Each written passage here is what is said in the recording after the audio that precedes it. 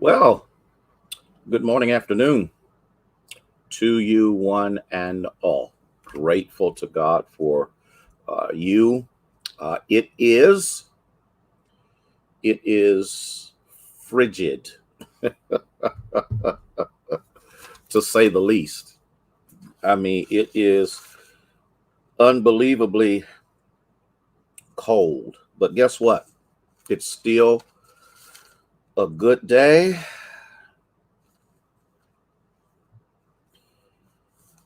It's a powerful day. It's a magnificent day. It's the day the Lord has made. We shall rejoice and be glad in it.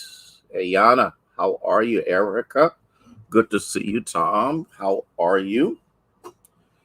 Good to have you joining with us. Billy, what's going on, my friend? Barbara, how you be?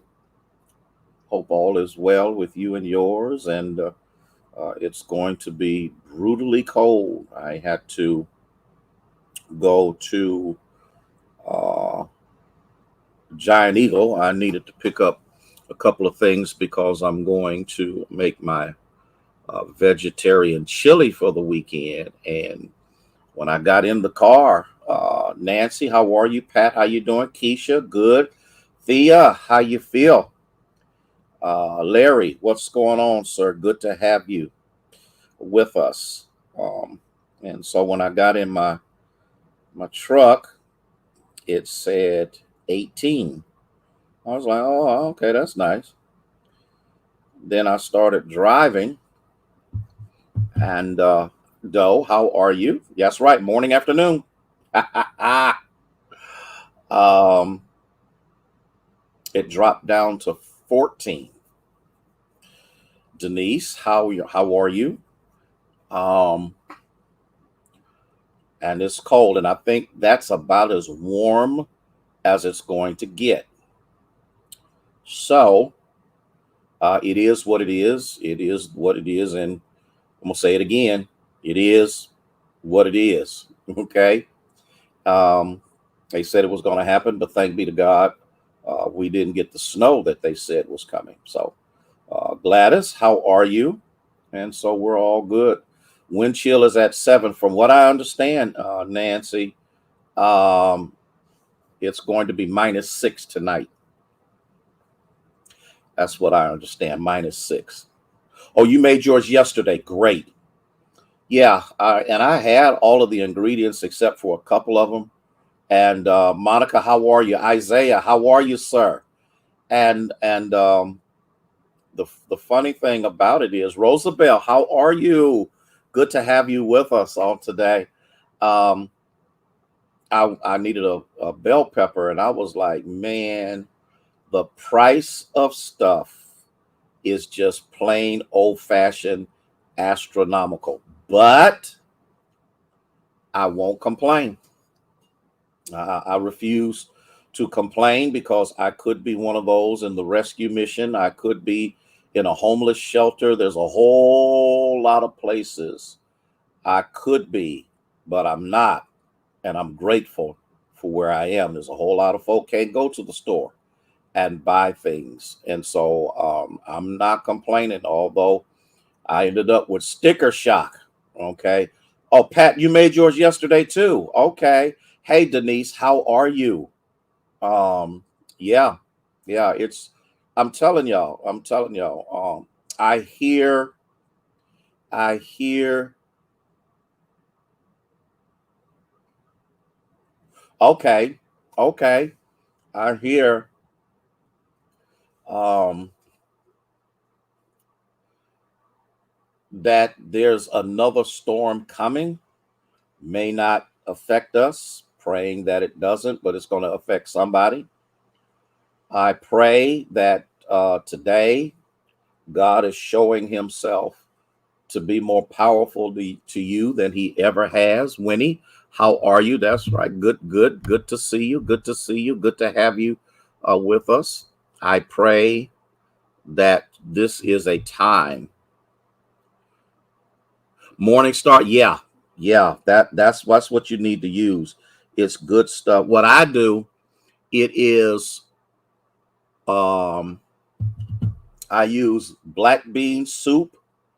Okay. That's right. You could have been eating from a tube. I wish somebody would talk to me. I get black bean soup. I get vegetarian. Oh God, what are those beans called? Hey, Minister Sarah. Oh, I can't think of the name of them, but they're vegetarian beans. I get 2 stalks of celery. I get tomatoes diced in the puree sauce. Ethel, how are you? Um, Kidney beans and a green bell pepper and the spices and stuff that go in there. And you put it in the crock pot. You put it in the crock pot. Catherine, how are you? You put it in the crock pot and it cooks for like 3 to 4 hours. And man, when it's done, and I still have some of that black bean soup that I made. Woo! I took some of that out of the refrigerator and bless his holy name. Yeah, lentil. Yeah, you could. Yeah, that's good as well. Linda, Sylvia, how are you? So let me get started. But I got some other recipes coming up. Lady Harrison is going to make this. It's the vegetarian pasta something dish that we posted. I posted on Facebook. She's gonna make that again, and I'm telling you, okay. Erica, how are you? I'm telling you, it can I just need to ask a question. Oh, and I put in a can of corn. Yeah, you cannot have the cornbread. We went to um, Cracker Barrel and we got the vegetarian trays. And of course, the biggest mistake that we made that we forgot is they put meat in their greens. And so we in there picking the meat out and they give you and so we got cornbread sitting there looking at us. Pee Wee, how are you? Um, and I'm like, oh my God, I'll be in your city tomorrow, Pee Wee. I'm going to the calling hours for Dr. I.T. Bradley. I cannot stay for the funeral. It will be packed like sardines in there, but I do want to show my respects to him. So I'm going to be heading to, I hope to be at Tridestone Baptist Church probably around about 10:30 in the morning, and then I'm coming right back home. Um, I I just can't, and I was thinking about even not going, but I couldn't do that to him because he meant just that much to me. But I already know there's going to be a sea of pastors and preachers there, and I just want to sign the book, tell him goodbye, and then I'm gonna head on back home. Cora, how are you? Let me get started because we're talking about food now. Elder Bowdry, how are you? Good afternoon to you. What is real? What is true? What denotes righteousness? What is it that what how do I want to say this? That makes us not snooty or okay, uppity. What's the other word I want to use? What makes, hey Joy, how are you? I see you as you're on here, okay? What what what is it about righteousness? Okay. No, right? No, cornbread was talking though. Cornbread was talking, Cora. I had to throw it in the trash. Matter of fact, I'll tell y'all this story. I don't know why I'm telling y'all this stuff. I'll tell y'all this. Michael, when he came, Michael and Micah, when they came over for the weekend, and of course they're not fasting, and so I went to KFC. I got those those non-meat, whatever they're called. Okay. No, I'm not going to eat that cornbread, Katrina. No, I'm not. And so I bought that, and I bought a small bucket of chicken for them. And it really is good. It really, it, you are. Yeah, okay, Cora. Don't be trying to stick your finger or get you a little spoon or something, and never mind. And so incredible chicken, whatever they are called. It's not meat. Plant-based meat, yes. And so they were gone, and we were going through the refrigerator, and the chicken was still in there. And Lady Harrison said, I'm throwing this away because it'll just be, Barbara, how are you this morning? It's just too much temptation. And I said, girl, put that stuff in there. Fake meat. Girl, get off my phone. So in the midst of this, and it really is good. It really is good. And so we did that, and because we didn't want to be in a position where all of a sudden we think each other's asleep and we done went in there and snuck in and got some, because the temptation is there. So what does real righteousness look like? It's a behavior. You didn't like it. Wow. Okay. Sorry about that, but it was great. In Psalm 1, okay. In Psalm 1, okay. I want you to see if you're ready for this. In Psalm 1,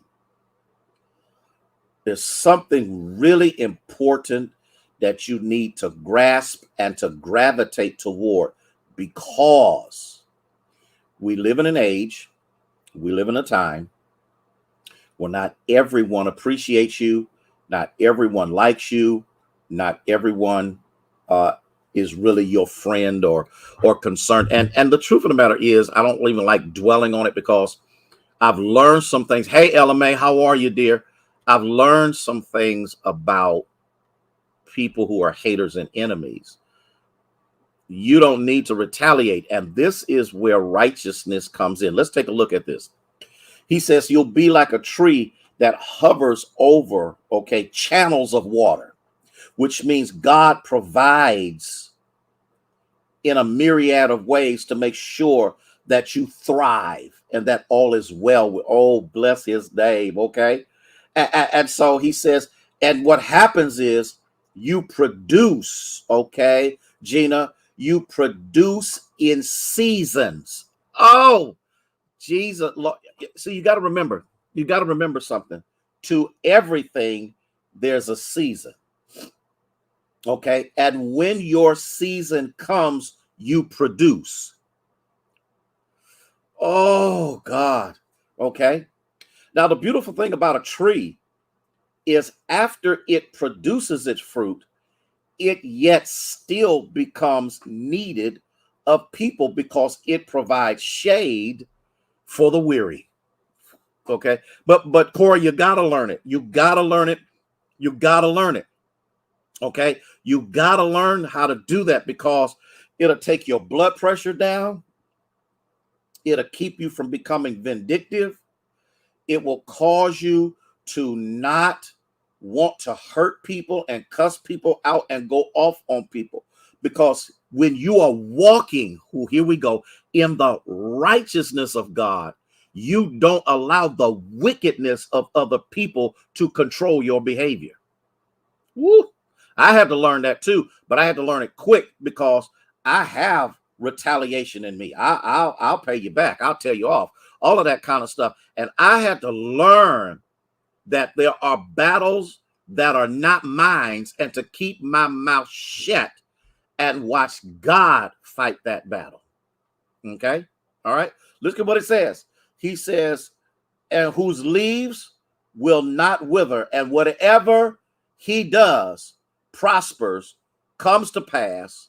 Oh, Jesus, help me to teach this like you gave it to me. You need to understand this. You need to get this. Whatever you do will prosper, or you will make it prosper. Okay. or you will bring it into perfection. And so since you know that you are walking in the anointing of God and in the favor of God and in the will of God, because his word is a lamp unto your feet and a light unto your pathway, you quit allowing those that are walking in the path of wickedness to pull you from the path of righteousness. Okay? And so that's important for us to recognize and understand. Okay? He says, but the ungodly are not so. All right? Because they'll be like the chaff which the wind, when the wind blows, the next thing you know, they're gone. Oh, come on, Pastor, teach. Okay, I'm gonna do the best I know how. He said the and the ungodly shall not stand in the judgment. Now, what exactly is he talking about? And I'm glad that you asked me that question. They will not be able or be acquainted with righteousness. I'm gonna tell you this, and this is really gonna mess some folk up, and it probably is gonna sound a little strange or a little odd, but sometimes because of your walk with God, those who are not walking with God will walk away from you. They will not be acquainted. They can't stand or be acquainted with the righteous. Because I'm telling y'all something, and you got to get this. If you don't get anything else, that's the reason why there's some stuff you ain't got to fight. Some stuff you just walk away from. Some stuff you say that's the end of the conversation, because sooner or later they'll be gone. Okay, they'll be gone. What does it say? They will be driven from among the good. That's what that means in the Hebrew. They shall be driven. They shall be driven from among the good. Or do I have anybody that do I see? Here's what you have to understand. You ain't got to tell them to get out. God will remove them. You ain't got to tell them I ain't being bothered with you. God will remove them. You got to catch this. And what happens is, when you know who you are, when you're resting in his will, when you are comforted by knowing who you are in him, it doesn't matter how long they stay. They will not stay there forever. Okay? Cora, there's some things and some people you got to let go of.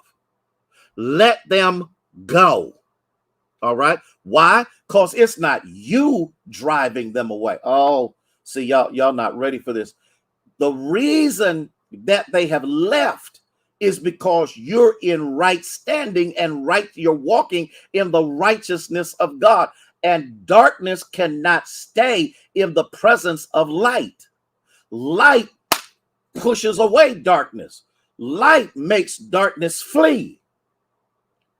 Yeah, Mr. Sarah, let them go. You sitting up here begging for, please don't, please, why don't say, let them go.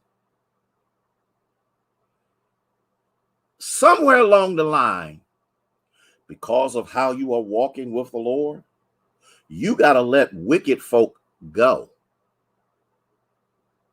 Okay. And it's going to hurt. Yeah. It's going to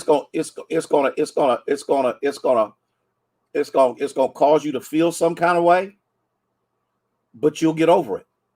Why? Because of who you are walking with. They can't be acquainted with the righteous. They shall be driven away from among good. Okay. Now let me go just a little bit further. Let me go a little bit further. And I'm gonna let y'all go. Okay. Nor sinners in the congregation of the righteous. We're talking about absolutely wicked, hypocritical people.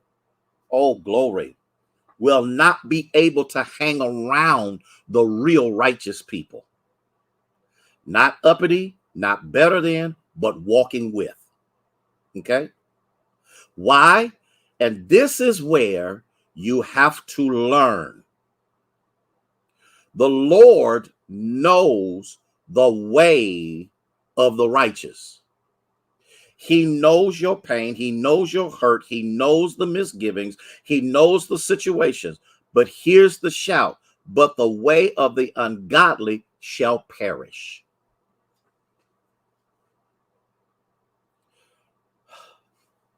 With my eyes, I will behold the reward of the wicked. It is not for you to cuss them out. It is not for you to go off on them. It is not for you to give them a piece of your mind. Shut your mouth and watch God work on your behalf. The worst thing you can do is give the devil an audience. The worst thing you can do is decide that you're going to give them a piece of your mind. You're going to tell them off. And then I've learned something about trying to defend yourself. Let God defend you, because sooner or later, the ungodly shall perish. That's all I have to say. See, walking in righteousness is not being cocky and arrogant.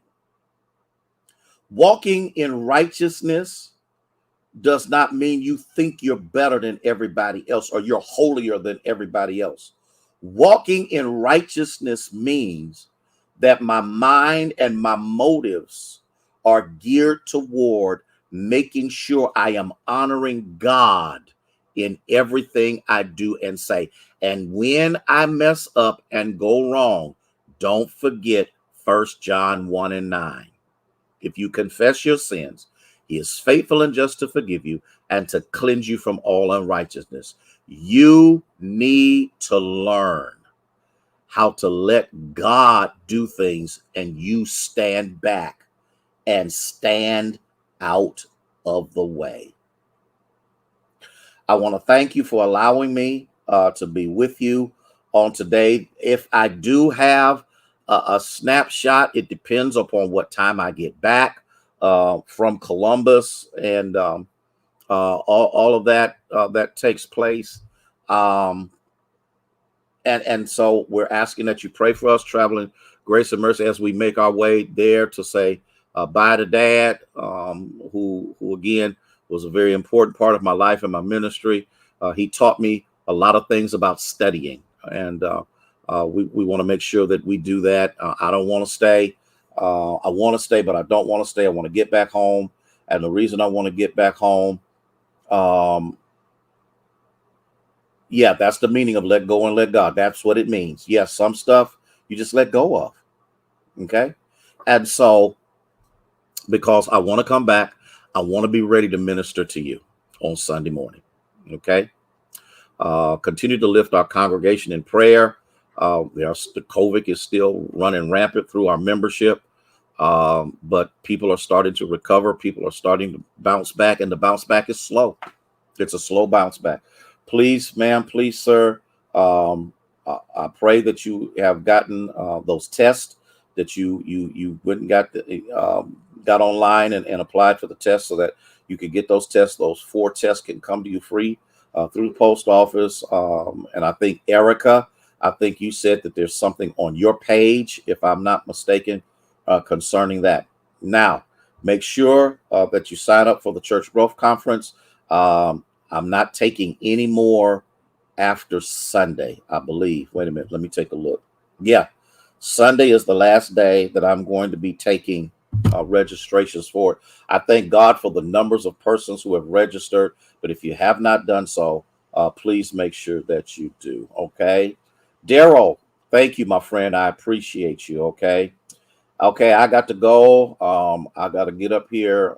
Lady Harrison is back, and 2 of us in the kitchen at the same time ain't gonna get it. So I'm gonna see which shift I'm gonna take. Am I taking the first shift or the second shift? Listen, love y'all one and all. Love you from the depths of my heart, my soul. I pray for you. You pray for me, and watch God work. May God bless you, and may He keep you. Is our prayer.